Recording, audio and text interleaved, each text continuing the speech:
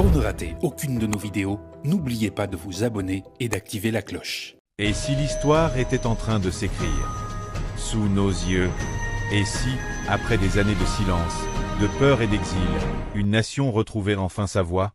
Le Venezuela n'est pas seulement un pays en crise, c'est un peuple debout, une mémoire collective et un avenir qui attend d'être reconstruit. Aujourd'hui, quelque chose a changé. Les lignes bougent, les certitudes s'effondrent et l'espoir refait surface.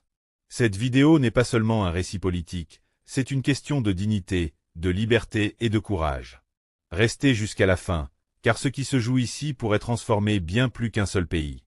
Compte tenu de la menace qui existe aujourd'hui dans 2 pays de cet hémisphère, mais pas dans 3, pour aller le chercher à Caracas et le traduire en justice. Et rappelons-nous à qui nous avons affaire.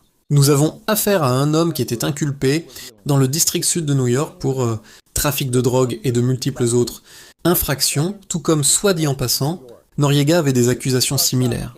Eh bien, nous avons accepté, toléré et observé la mort et l'empoisonnement d'innombrables jeunes Américains. Nous avons vu des bateaux et des avions venir du sud vers le nord, et nous n'avons pu intercepter qu'un très faible pourcentage d'entre eux. Et pendant tant d'années, l'attitude de différentes administrations était du type « Et alors ? Ces jours-là sont révolus. Oui, c'est un jour important pour le peuple américain. C'est un jour crucial pour tout l'hémisphère. » Et c'est ce que nous disons tous depuis longtemps, ce que vous m'avez entendu dire à maintes reprises. La solution, la véritable solution pour le peuple vénézuélien, c'est le retour total et absolu de la démocratie et de la liberté au Venezuela. Et grâce au président Trump et aux forces armées des États-Unis, ce jour a déjà commencé. Aujourd'hui est véritablement un jour glorieux, non seulement pour les Vénézuéliens, mais aussi pour les Cubains et pour tout l'hémisphère. Et le président l'a dit très clairement ce matin. Il veut que le Venezuela soit libre, prospère et en sécurité. Il possède les plus grandes réserves de pétrole au monde, ils pourront donc financer leur propre reconstruction. Ils ne vont pas sans cesse demander ou supplier d'autres pays, y compris le nôtre, de leur prêter de l'argent. Ils ont suffisamment de ressources pour le faire. Cela signifie également plus de Russie, plus de Chine, plus de Hezbollah, plus d'Iran, plus de Hamas sur le sol vénézuélien, cherchant à nuire à nos enfants ou à lancer une attaque terroriste contre notre pays. Vous savez, c'est vraiment une grande journée. On peut sentir que c'est une bonne journée.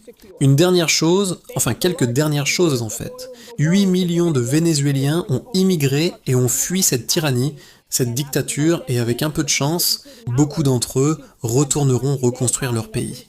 Le Venezuela, encore une fois, n'a pas besoin de notre aide. Ils ont les plus grandes réserves de pétrole de la planète. Ils disposent de richesses incroyables.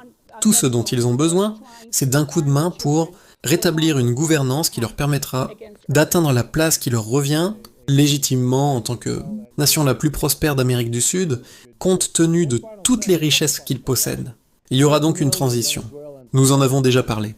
Et je suis convaincu que lorsqu'il y aura des élections, qu'il s'agisse de nouvelles élections ou d'une décision de reprendre les dernières élections, le prochain président démocratiquement élu du Venezuela sera Maria Corina, donc oui, c'est un grand jour pour cet hémisphère.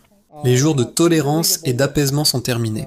Nous savons qu'il existe une opposition organisée par Maria Corina, Edmundo et son parti, et qu'il s'agit d'une force très légitime à l'intérieur du Venezuela. Nous la soutenons, ainsi que tout ce que les forces d'opposition et la société civile décideront de faire. Mais je suis d'accord avec Mario. Les preuves empiriques sont établies, elle a démontré que son parti a remporté les élections. Et si elle doit revenir et se présenter comme présidente légitime, alors oui, elle pourrait absolument gagner. C'était une guerre non conventionnelle. Maduro était un président non légitime. Ce qui arrive au Venezuela nous rappelle une vérité essentielle. Rien n'est immuable, pas même les régimes les plus enracinés. Le changement commence toujours par une idée, une voix, puis un peuple entier. L'avenir ne dépend pas seulement des décisions politiques, mais du courage de celles et ceux qui refusent d'abandonner l'espoir.